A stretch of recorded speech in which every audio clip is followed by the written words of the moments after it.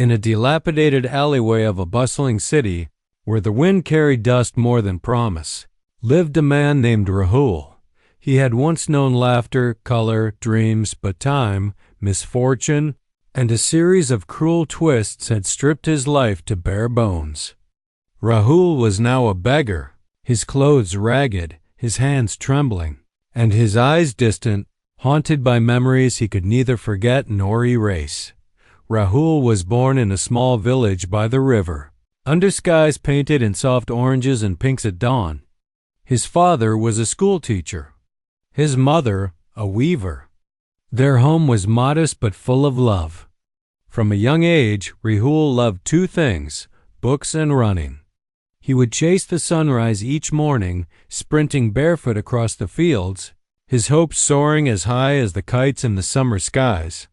He dreamed of becoming a writer, of telling stories that could heal hearts and awaken minds.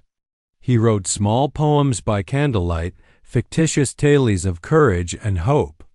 His family cheered him on. His father said, "Words are more powerful than swords, and one day you will slay many doubts with your pen." Then misfortune struck. His father fell ill, kidney failure, rapid and ruthless. The medical bills piled up. The savings evaporated. To add to the agony, a flood in the river ravaged the crops, washed away their home, and left the village in ruins. His mother, weaving frantically, tried to salvage what was left. But their nights turned into a blur of weeping, fatigue, and bare survival. Rahul left school to support his family. He moved to the city, thinking work would be plentiful. He cleaned buildings, ran errands, carried bricks. He wrote in scraps of paper when he could, hiding them in his pockets. The city, however, was no poem. It was harsh, indifferent. One winter, his mother died. It felt like a part of the sky had fallen. The woman who had been his world, who had soothed his cries, who had believed in his words, she was gone. Rahul's grief swallowed him. He stopped dreaming. He stopped believing. He lost everything he thought he could rely on. Eventually, Rahul's body gave in. He contracted a fever. His wages were irregular. His clothes torn and threadbare. One evening, walking home, he collapsed in the street. When he awoke, he was in a hospital. A stranger had found him. He had no phone, no wallet, hardly a friend. The doctors patched him up. Charity paid for his stay. But when he was sent out, he had nothing. No job, no home, only pain. With nowhere else to go, he took to the streets. He begged under streetlights and alleys at traffic signals. He wrapped himself in a blanket, close to dumpsters, trying to block the cold. Each morning, he watched others, busy, clean. Hopeful, pass by without noticing him, as though he were invisible. Some days he went hungry. Most nights the cold bit deep. But worse than the physical hunger was the hunger of the soul, longing for dignity, for meaning, for the swirl of ideas he once held inside his heart. Once he had believed in his stories. Now all he could believe in was survival. One freezing night, Rahul sat shivering beneath a street lamp. Above him, a home's lights glowed warm, bits of laughter floating out the window.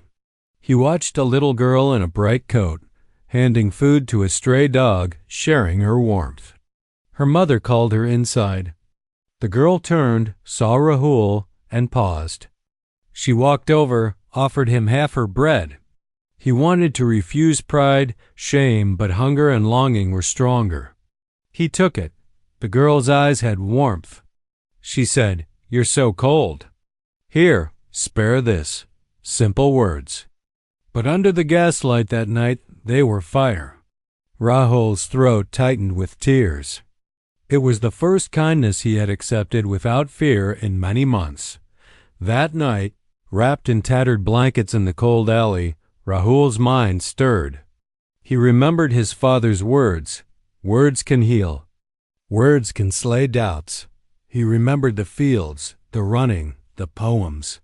He remembered his dream. If the world failed him, maybe he could still use his voice. Maybe stories weren't just for paper, but for people.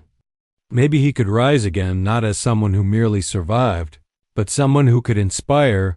The next morning, Rahul picked up a piece of charcoal from a broken sidewalk, scratched words onto a cardboard sign. Once a writer, will write again. Then, in front of a traffic signal, he began reading aloud poems, fragments, memories to the passing cars, to the indifferent faces. Drivers honked. Passers-by stared. Some jeered. But a few paused. A few listened. Someone dropped coins. Someone smiled. Someone wept. Day after day, he returned. He practiced louder, clearer. He found a rhythm in his reading, a cadence in his voice. He memorized poetry, wrote new fragments under streetlights. He collected scraps of paper, old notebooks, and held on to them as treasures. Then one afternoon, a young journalist on her way home stopped. She heard him read under the red signal. He was speaking of rivers that destroy and nurture, of roots that wither and roots that bloom, of pain that is both tomb and temple. She was moved. She recorded his voice, videoed him. That clip went online. It stirred hundreds, then thousands. The image of the beggar poet, reciting verses in tattered clothes, moved hearts. Some donated. Some offered help. Some invited him to share his story. With support, Rahul found a small hostel, clean clothes, food, medicines. But more importantly, he found belief in himself. He was helped to get back to writing short stories, essays, poems. His words began appearing in community newsletters, local magazines. He was invited to perform at open mic nights, in cafes where people drank tea and listened. He met others with broken lives, others who had lost homes, families, hope. He learned their stories. His own life, once a chronicle of suffering, became a lens through which he saw beauty, how kindness matters, how pain can illuminate, how voice matters more than condition. He practiced daily writing new words every morning, reading to anyone who would care, refining his craft. He studied language, grammar, art. He taught himself how to narrate, how to build tension, how to evoke image with words. Years passed. Rahul's voice grew strong. His style poignant. His poems reached radio. His stories traveled beyond the city. He was offered a small book deal, a collection of essays and poems titled Ashes and Ink. The book launched to quiet fanfare. But the quiet turned to acclaim. People from small towns reached him, wrote letters saying his words made them bleed and heal. Schools invited him as a speaker.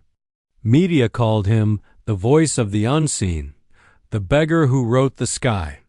Rahul never forgot the cold nights, the hunger, the shame. Each accolade was grist for his message. He kept one room in his small flat hung with pictures, his mother weaving by candlelight, the flooded fields, the ragged clothes in the alley, the girl in the bright coat. They reminded him where he came from and why he must speak. At one big literary festival, with lights blazing and hall-packed, Rahul walked on stage. He looked at the audience, their faces gleaming in expectation. He paused. Then he said, "Greater than, they told me I was nothing. They told me my pains would bury me. But my pains became my words. My wounds became my ink. If you think your life is over, know this, your story is still being written."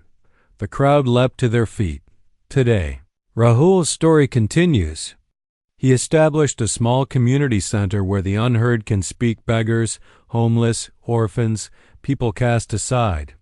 He teaches them to write, to record their stories, to believe that even in the darkest alley, words can be light. His heart is open. His mission clear. He believes that suffering isn't the end, but often the beginning of a deeper art, the art of compassion, the art of truth, the art of lifting others.